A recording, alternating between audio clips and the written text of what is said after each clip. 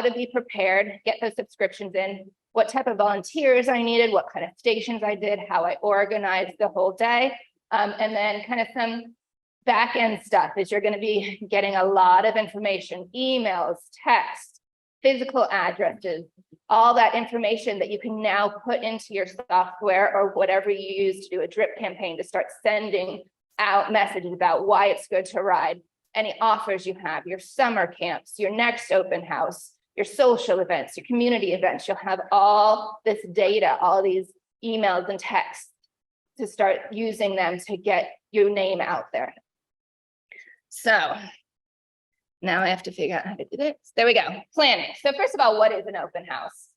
So an open house in this sphere is basically a community event. You're inviting the community into your facility to show them what you do, what you can offer, how you can make the children of your community kind of better people, what horses are, what they can expect if they came and rode with you. So you want to, the way I did it was tailor my open house and tailor my demos to the type of students I wanted. So if you only have Tiny Tot open spots, then you're going to want Tiny Tots coming. You're going to want to demonstrate what a lead line lesson is, what a, pony ride is, what your mini breeches program is, whatever you call it. For me, it's my rainbow program.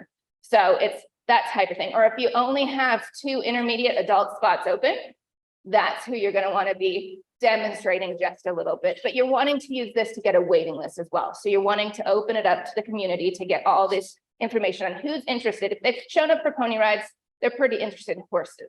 So you're going to just use this to get your waiting list started, to get your open spots filled, to get your name out to the community, to get people liking your Facebook page, to get people sharing your Facebook page, to get that word of mouth going about your facility and what you can provide to the community. And the biggest thing I found when I tried to do my first one and planned my date and ready to go, someone told me, wait, the county fair is that same day in the city next over. I was like, okay, change your plan. So the biggest thing I'd say is plan a date, but then look at your surrounding communities, maybe just not your communities, but the communities around you, kind of that radius where you'll be pulling in people for your open house. Look at it and see that there's no big conflicts. I mean, usually there's something going on every day, every weekend day for the rest of the year in your community, but you don't want to fight with any big county fairs or anything like that. I ran mine Sunday from 1:30 to 4:30. That worked best into my area. And when churches were out, when people were around, what kind of community events were going on, that worked best for me. Look at your community, you'll know it best and what time of day. And it might not be the perfect time of day, but as Brian says, it doesn't have to be perfect, just run it. Even if you just get 2 subscriptions, even if you get 20 people through, you're charging $300 a month, you get 2 subscriptions in, there's $600 a month, boom, in your pocket, ready to go. And I'll talk about it later, but you're going to have some very big time-sensitive offers to get people signed up on the day, to get their credit cards auto swiping, or at least in your system, to get all that information into your system. The next thing that really was scary for me is, how am I going to handle all these people on my property? Where am I going to park them, stuff like that. So it's thinking about your tickets, deciding how many tickets you're going to offer. And you can always up the amount of tickets you offer. I started with 150 and had people texting me nonstop if I could open up a few more. So I opened up to 250. And then I think I opened up to 300 and I ended up getting around 250. And that was very scary for me to have that many people coming through my facility. But it worked out well in that I had those early birds that were there, like lining up, ready to go about 20 minutes before the start. And then I had trickling in the rest of the day. So it worked out well for me. I did make sure I had some of the dads out there on crowd control and parking. My parking lot only parks about 30 cars. So I did the driveway as well. I used the driveway. I had signs everywhere, all that kind of stuff, where to park. My neighbor was very clear that no one's going to park on his drive. So I bought some signs, made that kind of stuff. So those are things that were going through my head. So the way I sold a ticket was a ticket per person rather than a ticket per family, because a family could come in with a grandma, a grandpa, 3 children, a dad, and a mom, and then all of a sudden your one ticket is 7 people. So that's just something for you to get your head around how you're going to run it. And then you can need to decide how you're going to sell your tickets. And I use the word sell loosely because they were free tickets, but I wanted a way to know how many people were coming through my door. So I set up an Eventbrite event. It's very easy. You can log on to it. You can do all that kind of stuff, figure out how many tickets you're going to offer. And then I use that Eventbrite link in a Facebook event. So I created a Facebook event. And then at about 2 weeks before was my sweet spot. So if I was holding it, it's actually 13 days if I'm being exact, is I only wanted 1 weekend between when I started advertising and when my event was. Because it's a free event, I found that if I advertised too early, people would get their tickets and then they'd forget about it because they hadn't paid for it. So I wanted to, and I did then, once I had all their information, make sure that they were getting reminders. And this is where Brian's software comes in really good, that you can set up some automations to remind them. Eventbrite's good about reminding as well. And you've got the Facebook event, and if they like it, then they'll start getting those reminders. But just thinking about, I'll start advertising on the Sunday or Monday. We've got 1 weekend, and then my event was the following Sunday. So just think through, if you were getting a free event, yes, it's exciting, but a lot happens. Life happens in between those 2 weeks. So that's what worked best for me. I'd open it up to those who have, at the end, who have run open houses. When did you start advertising? Did you find something different? We can open it up to the Facebook group too, because what worked for me might not work perfectly for you, but the more data and information get through on how others are running an open house, the better we can kind of create these events. And then I boosted I boosted a post on my Facebook post. I posted in all the community pages, and you do need to look at your rules to post in your community pages. I couldn't necessarily, a lot of my community pages, you can't advertise, but I was advertising an event. So I reached out to the admin and asked if I could share my event on the local community pages, and they were fine with it. So just make sure you're looking into those rules, because we all know once you get into Facebook jail, it's hard to get out. So just make sure you're following their rules. Have your some of your clients share it too, because they're not the business owner. They can start sharing their event. They can say they're going, they're excited, they're helping, kind of enlist your current clients to help you get the word out. You can do flyers depending on your community. If you have a community board down at the park, all those type of things. I'm in an area that's surrounded by about 5 different communities, and there's no real community boards. It's all kind of next door Facebook type stuff. So that's how I advertised. But those of you in more rural communities that do still have that kind of community advertisement board in the center of the town, that's something you might want to look into as well. So the way I organized everything is I had stations, and I had a passport that I designed. So I have since lost the template to the passport, but basically it was just a piece of paper with 6 different numbers on it, and each number correlated to a different station. And I'll go over all the stations after this. But at every station the kids and the family went to, they got a stamp or a sticker on their number. And once they got a stamp and a sticker on every number, they could turn in that passport and get a prize out of my prize box. And if you know children, they don't care what's in that treasure box. They're going to go to every single station to get a stamp on every single one of those to get a prize out of the prize box. And you can see examples on the right here. The prizes out of my prize box, I literally went to Amazon and searched horse birthday party favors. That top right, I think you can get for about $29. So I got 2 of those. There were stickers, there were, put the face on the horse things. There were little bags, there were keychains, there were bracelets, there were pencils. What I would do kind of next time is have a few older kid prizes as well, because you think it's just the little kids, but you get those teenagers out there going to get something free if they go get all these things posted in. So think about, some of them are into the bracelets, but what kind of other things that you could offer depending on the age group. And I just had loads of stickers in there as well. Just stickers worked really well to get a few out. And then I made sure on my passport, the front of the passport, it was just a piece of paper that you could fold in half. It was a basic brochure. The front had my contact information, my logo on it. Inside was the passport, and on the back was a map of the stations. Because what I didn't think about was, if you get enough people in, even though you have a number 1 printed out and put on the fence line, it's hard to see where those stations are and where those people are going. So I did have a big rush at the beginning, and you kind of have a sea of people asking you where to go. So the second time I ran it, I made sure on the back of my passport, I had a basic map of what numbers should go. I did say they did not have to do them in order, They could go to whatever station other than the last station first, because that kind of helped people not get in a lineup and a bottleneck going. The one other thing that the passport did for me is once you had a stamp on that free pony ride, you couldn't do it again until there was no line. So you couldn't just do your free pony rides over and over and over again. So it was a way for me to control the number of people coming through. Would your pony go out of station? Yes. Yep, so here are my stations. I don't let anyone on my property unless at the entrance they had signed a liability release. Nowadays with Brian's software or anything else, you could print out QR codes.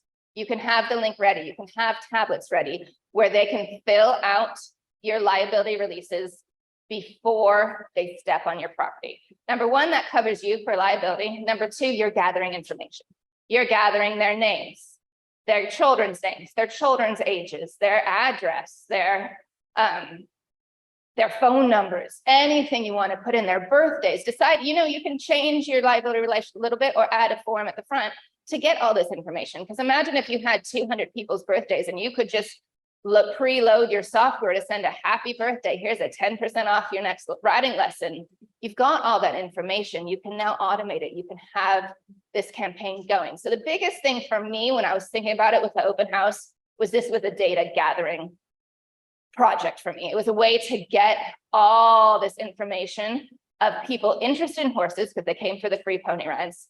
And I now had just so much to send. It's a lot of data. It can be overwhelming. That's why when Brian does his talk about the Impulsion software and whatever software we have now, it's a good way to organize all of that and plan kind of your drip campaigns, your automations, and how you're going to use this data.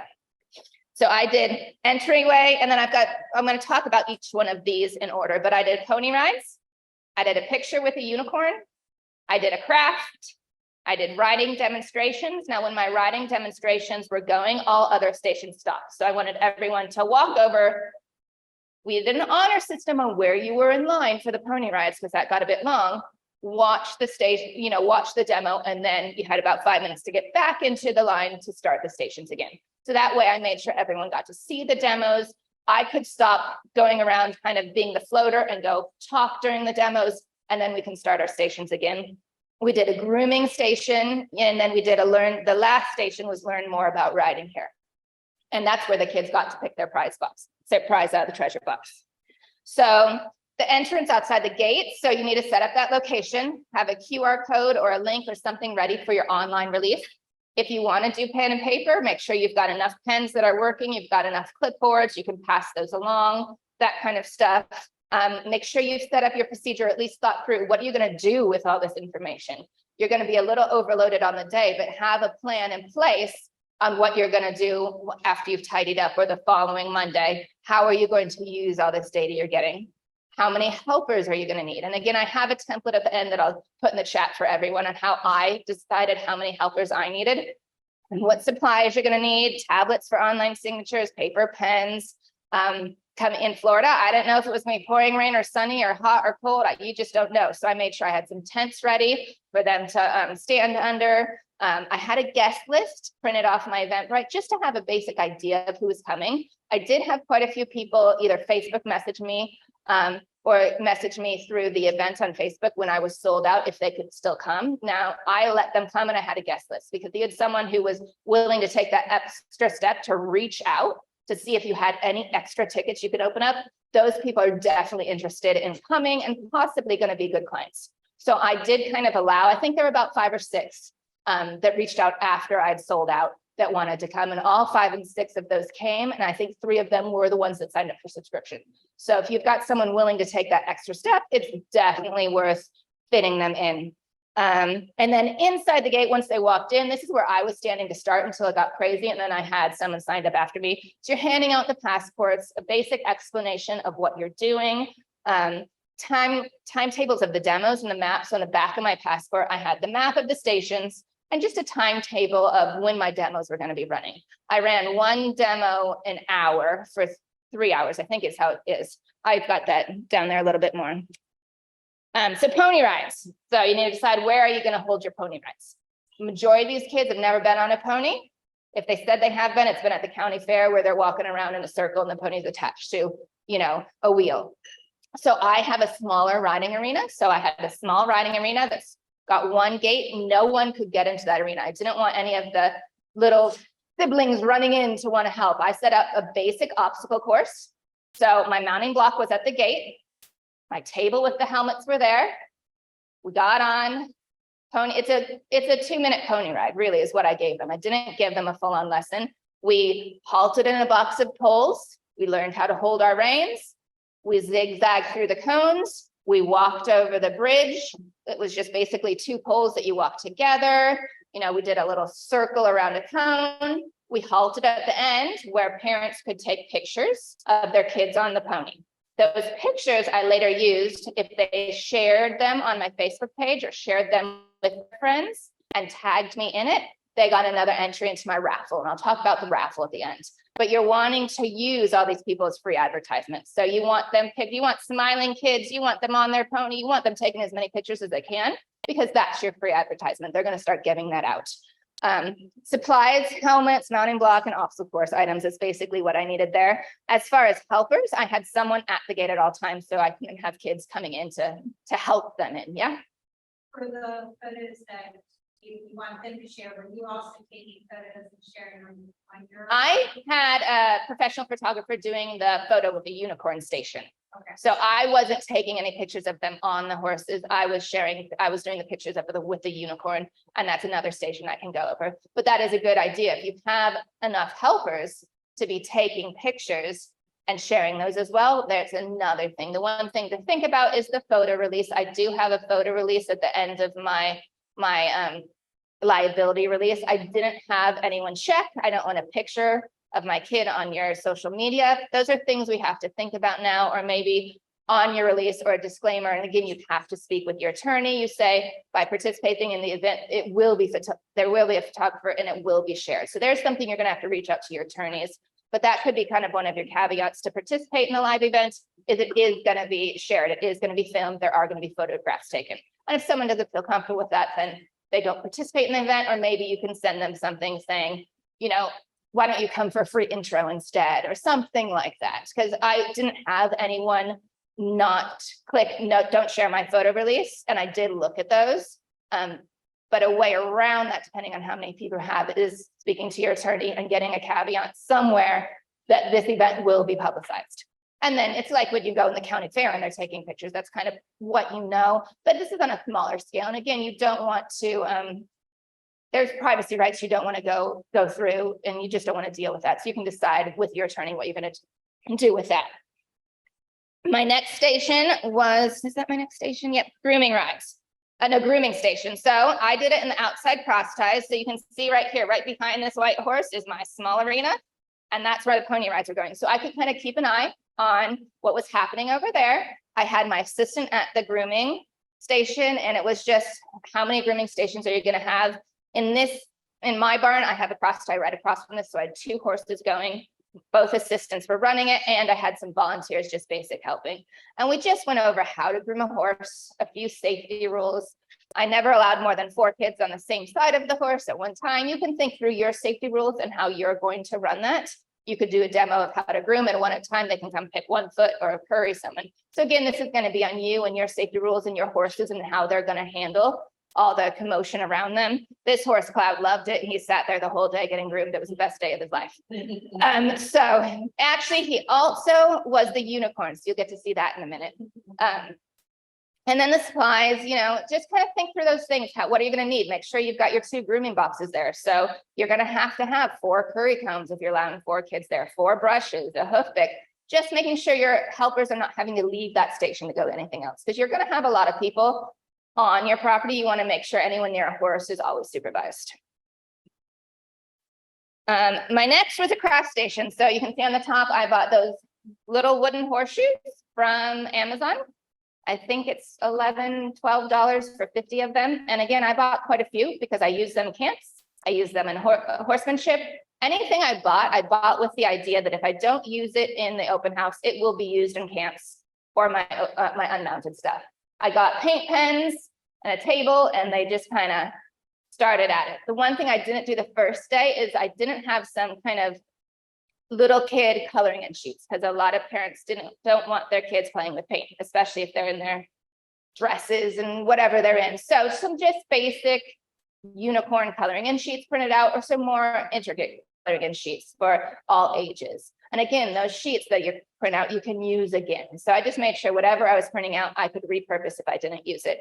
And that was a really, really good one. Everyone loved it. I had extra horseshoes, so we did come back for a few that want to do others. I had a few that decided they were going to turn them into dream catchers. I had a few pictures of what you could then turn your horseshoes into. You could turn them into, a picture frame, just kind of that stuff to really get them excited about what they're doing on your facility. So here's Cloud. He was a unicorn. My daughter begged and begged me to buy some hair dye for him. It was non-permanent, don't worry. We made sure it was all good. So, and it started raining, as you can see in the last picture. So some of our best pictures were standing in the pouring rain with these kids having the time of their life getting their pictures taken. So he alternated through having to stand and get his picture taken and then having to be groomed. So the one thing I was aware of is that I'm not going to have a pony that's going to stand not nibbling kids for 3 hours straight.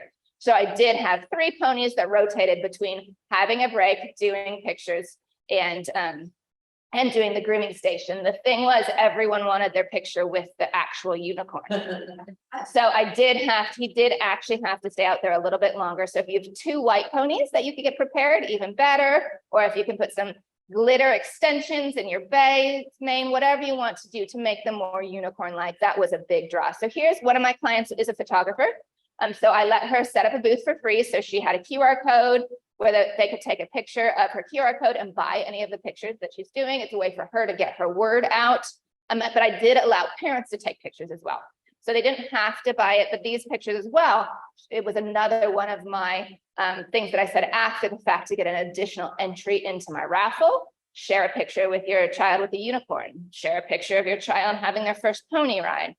Share and tag me, give me a Google review of the event, that type of stuff. These are all people that are going to have the time of their life, use that momentum to get you some presence, some social media presence, and some good reviews. Helpers, and then the raffle at the end. I do have a whole slide about the raffle, but I did use a lot of these pictures with the raffle if they shared them as a raffle prize as well. So here's the demos and the type of demos. So I had you can see at the bottom, I had a tiny tot and some adult open slots, and then I had some kind of intermediate slots open. So I wasn't going to go out and jump a 1.10 course because I don't have any 1.10 school horses. I'm not teaching, well, I have my horse, but he's not going to go teach school lessons. I don't let my horses jump over 18 inches. So the demos I did were the demos of the type of lesson I was going to give. So my first one was a mini riding lesson. So it was, this is how you mount. This is how you hold a lunge line lesson. This is what you can expect in your first lesson until your child is able to steer and stop safely on their own. They'll be on the lunge line. I really went over my safety rules because that's a lot of questions I get from parents is, how are you going to keep my child safe on the horse? Well, your child's not off the lunge line until they can demonstrate that they can stop and steer. And then you can start talking about your curriculum there. I had an example of my achievement book out showing all the things they have to accomplish in the first level to be able to ride on their own. So then you start bringing in, what kind of levels-based curriculum you use. You can say, your awards days, your certificates you give out, all that kind of stuff to really pull in those sports-minded parents as well that can see that this is actually a sport that your children can climb up the steps. It's like karate. You're going to get more, more certificates, more colors on your belt, however you do your levels-based awards. Then I did a beginner intermediate lesson, basic walk, trot, canter lesson with the poles. And I only did about 5 minutes. This wasn't a full lesson. This was a snapshot of lessons with me talking what we were going to do. And then I just did an intermediate jumping lesson. So it was a basic course. I think I had crossroads and a short stirrup line in the center. So depending on your discipline and what you can do, you can divide out how you're going to show it. But it was really an eye-opener to the parents and the kids that would maybe, what am I going to do in my first lesson? You're giving them that sneak peek of what they're going to do. They're getting excited. They're going to get to do this at one point. And then they're much more prepared for their first intro lesson. And then the final station was learn more about riding hair. So well, the children or whoever wanted to get, I had quite a few teenagers who wanted to get their prize. Once they're looking through the prize box, I start talking about riding at my barn. This is where you need to be prepared. You need to make sure you have your welcome packs printed out or some basic information sheets, your time sensitive offers ready to go. I did 50% off the first month in this subscription if they signed up that day. I also did 50% off an intro. Yeah, I did 50% off either, but now that I'm thinking about it, I'd want to do a higher percentage if they signed up for the subscription, because then you're hooking them in for the month. So you can think about what logistically you can offer. And it's hard to give 50% off, but you're thinking about this is 50% off money you weren't going to have anyway. These are people coming in. So that's just think of it as extra money. And if they're hooked into your subscription, if you're on a quarterly basis, it's only 50% off that first month. The second and third month, they're up. Or it's your intro lesson. So you can do your intro lesson at a discount. You can decide what you're going to offer and have it ready to go. Make sure you have enough printed paper if you do paper and pen, enough tablets, enough phones, whatever you're going to use, however you sign up people to get their credit cards on file right then and there. I had a big whiteboard that I just used to show my open spots. And what I did is I had open written everywhere. And then I started writing everyone's names as people were coming in, and that shows your scarcity. I only have this many open spots. So everyone walked past the door. I was, had it right there, what open lesson spots. And as you came through in about an hour, about half those slots were taken. Half those other slots were taken. Now I did in my back pocket have a few extra spots I didn't put up there for people that really wanted it, but you want to show that scarcity. You want to show that you better get on this list and you better sign up now, or I can't guarantee I'm going to have a spot for you. So it's just really thinking about kind of everything that you've learned in this program and how to do that. So that was my lesson board ready to sign up. My line got really long. So I ended up having to do this, stand up in front of everyone, talk to everyone and get them signed up. So at that point, I did have 2 floaters walking around that could come and at least talk and sell the program. So I had 2 parents that had been helping me talk to families walking around that could come up and say what their child's learning from the program, what the importance of signing up in the program is, how their child's a better person from riding, all that kind of stuff ready to go. You could even have some QR codes if you have people. I did have a few people that had to leave. So I did have just handout. I just did have a basic, you want more information and you want me to call you this evening to sign up. I had that ready. So have something ready to gather that information. If you have someone ready to sign up, but they have another commitment, how are you going to get their information? Ideally, you get their credit card right then and there, but you at least want to get their information before they leave your property. So you've got their information up front. You can get their name and find it with your liability release. But I just had a basic clipboard that was handing out for those that had to leave a name, what you're interested in, and phone and good time to call. And then you can follow through with those. I did have a goodie bag. So I had goodie bags ready as well with a basic business card, peppermints for them to have and for them to feed the pony the next time they came out. So you want to, again, get these kids wanting to come back out again. You give them a cookie to feed a pony, they're gonna want to come out again. Biggest thing, and you go to stickeru.com. I said, mine was I rode a pony. So this is an example of my sticker, but I rode a unicorn better. Do whatever you want at Opportunity Farms with my phone number.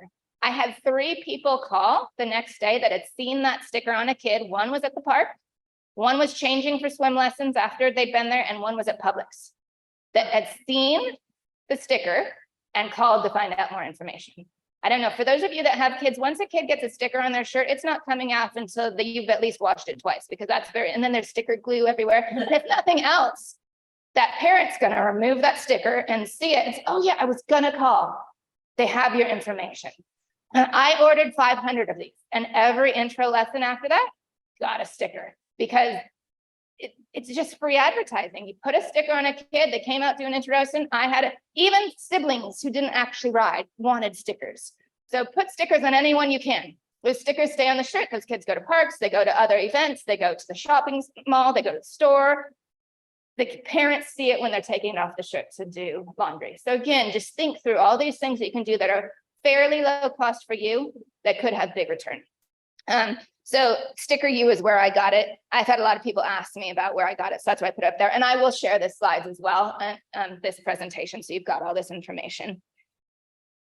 And then raffle. So the one thing I didn't remember to put in here is so what I did is I did a raffle for a free month of lessons. So free month of lessons. They knew exactly how much that cost. They knew what they were going to get because they'd seen my welcome pack. They'd seen all my information around. To get one entry, you had to like my farm page. You had to share a photo of your child on the pony and share the page with friends. And it's a little tedious having to like make sure everyone's done it and that kind of stuff. But there you've gotten more likes on your Facebook page. They've shared a picture and tagged you in it. I think they had to share and tag Opportunity Farms in it. So their friends saw their kids smiling with a unicorn that actually had rainbow hair. And then half of my kids do that. And little side note, it doesn't wash out for about a month. So you can do unicorn pictures for a while. And if you have a horse show the next week, maybe not the best idea. It was supposed to be washing out, but it didn't. But it worked well because I had many kids come and ride the unicorn in their actual first intro lesson. He didn't have his unicorn horn on. I said that only comes out special times. You can say whatever you're going to say. And then I let them know that I would be doing a live drawing on my Facebook page within a week, within the next week or two, I think I said, that they needed to like my page to know who won. Okay, then you've got them there. And then I scheduled a post every day until I did it 7 days later, because that just worked in my mind. They didn't know it was going to be 7 days later. So they're not just coming on Sunday to see who wins. A post every day. So the post on Monday was give me a Google review, get an extra entry into the raffle. And something about what horses teach you, empathy, a testimonial from one of my clients, and their kid was shy and unable to talk in group situations, who's now leading a horsemanship class. And then I share my page, you can think of all kinds of things, share another picture, post about the event, any of those things where they can get more entries into your raffle. You do have to come up with a system and how you're seeing how many entries they have. I just had a spreadsheet and every entry got a number and then the numbers correlated with the person. And whatever works best for you. And then come up with a live, cute raffle drawing. So the little kid that was in the rain with the pony, she put her unicorn onesie on that has a unicorn horn. She was standing next to her unicorn horse. And we had numbered, it was like numbered carrots. So I had carrots all broken up with numbers on them. He picked one out. I got it quickly before we knew what he was eating. That number correlated with who won. Just decide what you're going to do. You can do apple bobbing. You can do just a cute kid picking one out and screaming about who won and trying to pronounce their name. You can think about whatever is going to get that smile effect, get that effect that you're wanting to see what horses can give their kids. And then after the drawing, I set up some more posts on my Facebook page with some more time-sensitive offers. Maybe I had one time I did say, I'm going to give out another free month because there was so many people that shared such lovely words, such good reviews with me. I'm going to do another drawing on Wednesday, and then someone else got another free month. Yes, that was money that wasn't necessarily in my pocket. You can decide what you're giving out, but just the advertisement and the word of mouth I got from it. And both of those people that got their free intros signed up for subscriptions. Because if you can get them on a pony, and for all of our programs are pretty good, get them on a pony riding once a week for 4 weeks, get them on your curriculum, knowing that they only have 4 or 5 more things left to get that first certificate, they're going to keep riding. So it's just thinking through that. And then I did time-sensitive offers. Now that I had all this information, you'd be the first one to get a special pre-sign up for my camps. You've got all this information. Thanks for coming to the open house. I'm having a social, I'm inviting the first 10 people to reply to come to my unmounted horsemanship. Those types of things where you can just get people back in, get 10 people to come to your unmounted horsemanship. You're already running. You're already there. It's not any extra time of you. Get those kids in a group atmosphere, learning about the social aspect of horse riding. That's not just getting on. You can get some more people to sign up. So it's just thinking through that. And anything else. I'm sure we can put it out there of other things that everyone's done to use that information. Actually, don't know how many slides I have. Other things. There we go. So I have a big open grass space behind my barn.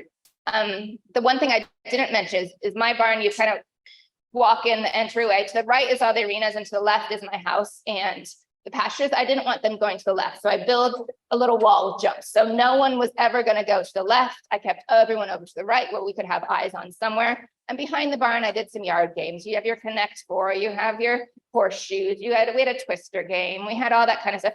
The more you can show these families that this is a community, a barn family, a good place to hang out. There were no screens involved. There were kids smiling, happy, having fun. And, music going, invite some of your food trucks to come. I ended up having my food truck back out on this last time, on the last day. So I ran to Costco and got bags of chips, sandwiches, and granola bars and juice boxes. And I just did donations. So I just said, because these kids are going to get hungry. They're going to be thirsty. I had a little box, give a donation for whatever you think it's worth what you just took. And I ended up breaking even there. But it just, again, it was keeping the kids happy on my facility. Swag. I don't know what I meant by that, but swag. So do you have any extra hats? Do you have any beanbag ponies that you want to sell? Do you have any bracelets? Do you have anything with your logo on that you could just have a table ready to sell some stuff? Nothing else. Is people wearing your logos out there. Make sure enough table and chairs. We had a lot of grandparents come as well because they wanted to see their kids on uniforms, and we needed to make sure we had a lot of seats, covered seats, that kind of stuff. The snack bar, and then I had an extra goodie bag station as they were leaving. So if they didn't get their goodie bags when they were up at the front learning about riding here, they had another goodie bag. Anything they had that took my information home was something that made them want to come back, whether it's horse cookies. Peppermints is easiest because you can go buy bags of peppermints. Let them know you can feed peppermints to ponies. We don't actually feed by hand. So we had a little bit of we had a bucket that we fed on the ground for that. So here's my open house template that I will put in. I don't know if you can kind of read that. I will put in the chat, kind of with everything we just talked about. This was kind of how I decided how many helpers I needed. I had 2 helpers here, and then the changes in the end are things that maybe I would do next station. This was for my first one that I ran.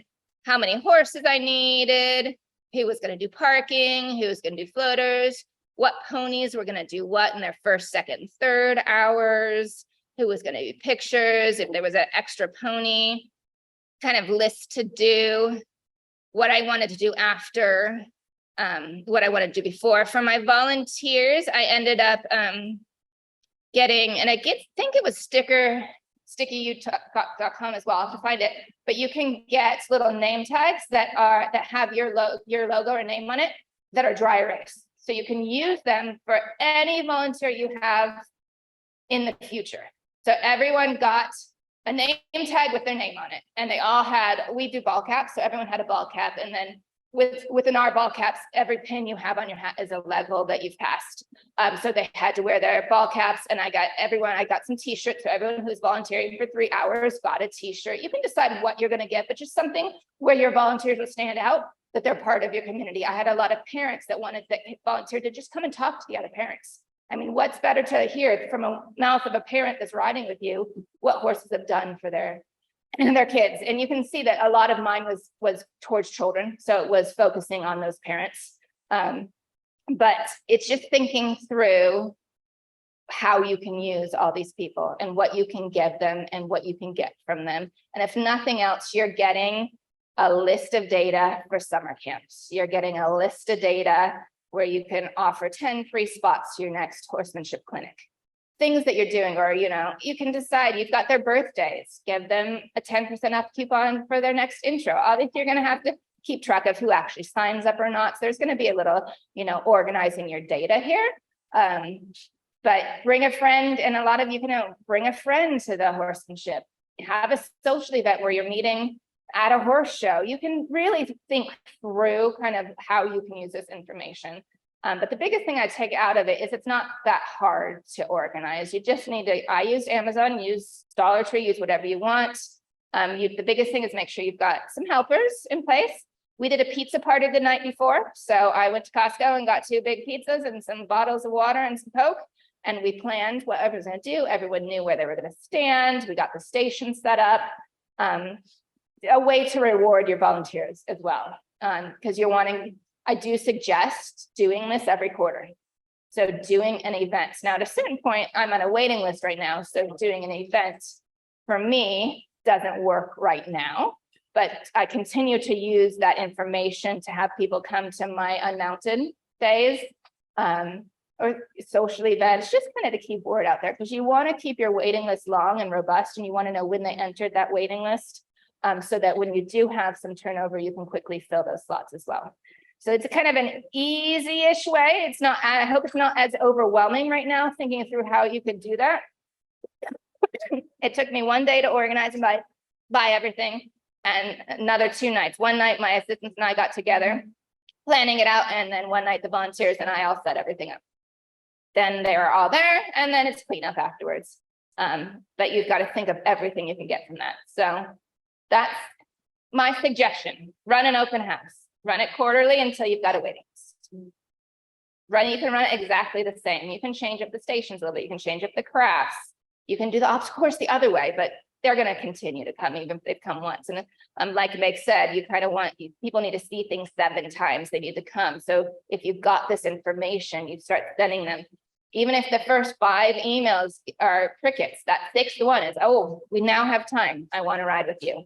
So the biggest thing to take out of the open house is you're exposing yourself to the community, you're getting word of mouth, free advertising, and the data you need to continue growing. Does anyone have any questions? No? All right. There we go. Oh, yep, Janine. Fantastic. Thank you. Uh-huh. Are you sharing like your slides as well? Yep, I'll put the whole presentation in the chat so that we all have that. And then you'll have the link to the open house planning template, and you'll have all that in there, and those links to where I bought the stickers and everything.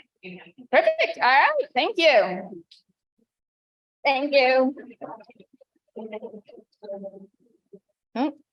Oh, wait, I didn't do follow-up. Sorry. Back up 2 steps. I had one more slide I completely forgot about, but this is just stuff we talked about in follow-up. You'll have it. I sent handwritten letters to everyone with another peppermint. These parents, if they didn't like sugar, didn't like me. But, you know, another cookies to be their favorite pony, schedule texts and emails. And again, this is all stuff you can do with Brian software. You know, send out emails about events, camp, start of new quarters. You could email what kids, you can do the 100 things horses teach kids and plan posts and emails to go out. Schedule Facebook posts with your other open house and featured events, and get a sign up of those who want to be on the early release tickets for your next open lesson slots or your next open house or your next camp. Get all those people that want to be on the early release list they're going to know that they're getting a deal or getting something offered before you're full. Those are all things to use. All right, now I think I'm done. Yep, I'm done. Perfect. All right, thank you. Did you do this for your very first student involved? Did you already have students? I did already have some students, yes. You wanted to bump up? Yep.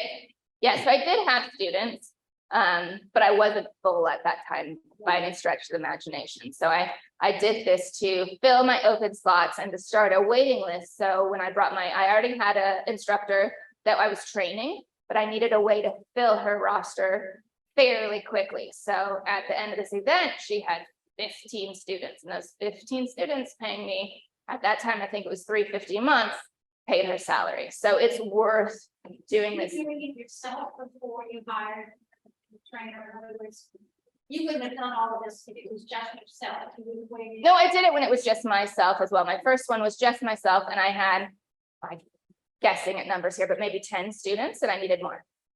And then it showed me that with a very small amount of actually output on my side, I could use it to get more people in the door and just increase community awareness. With the number of people around you that have been looking for a horse riding facility forever, and you're right down the road, they're going to see that community event.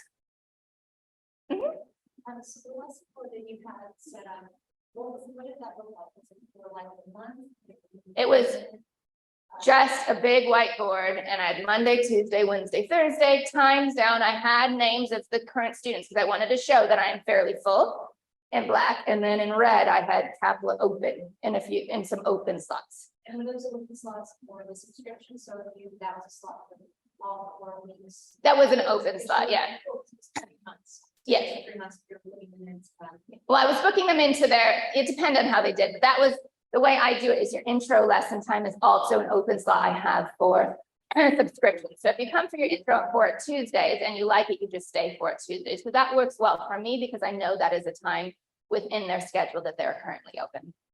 So like some people like, well, I'm not sure if what they were gonna be able to like all month because well, let's just set up and try to lesson them for. And if it's someone like that, I use the tactic of, well, the intro lesson is a good way to see if you'll be a good fit for our burn family. So then I'm saying that I'm interviewing the student to make sure they will work well into my program. That gives me a little bit more quick from the parents. Oh, wait, I don't automatically get to come right here. You know, that kind of stuff. And you can have your responses planned based on the type of parent. And you kind of can guess your types of parents that you have that are going to be asking you questions. That's something that I would talk about. We know that this, if a parent asks this is the response that I'm ready. Play devil's advocate, write out everything you think a parent would ever ask or say and come up with an answer. You can post it to the Facebook page if you want, you know, others' answers. But it is just, excuse me, coming up with a well-worded answer that you can stand behind because you don't want to be making up an answer on the spot, because at that point you normally are going to be saying, oh, I wish I hadn't said that. So in that case, you know, I do say that's a great question. Let me think about it and I'll get back to you at some points, but hopefully you have your answers kind of pre-worked out in your head. And that's where playing devil's advocate does help. All right, Brian, on to you. That was really, really good. I Thank know you. she was kind of like, you know, just rattling that off real low key, but that was like a really next level marketing tool. If you guys actually put that in, I think with these tools, you can really control, like, it should be sort of a game of, I think the 3 hard things for a lot of you is it should be a game of opening up more quantity, right? Where you open that up with, you either have a bottleneck with riding instructors, lesson horses, or arena time, why you can't offer more spots. And so you kind of play this game where you can do stuff like that and really have as many people as you could possibly fill. So right now you run into this game where you're opening up quantity, and then you do something like that and you fill all your quantity and you have a wait list.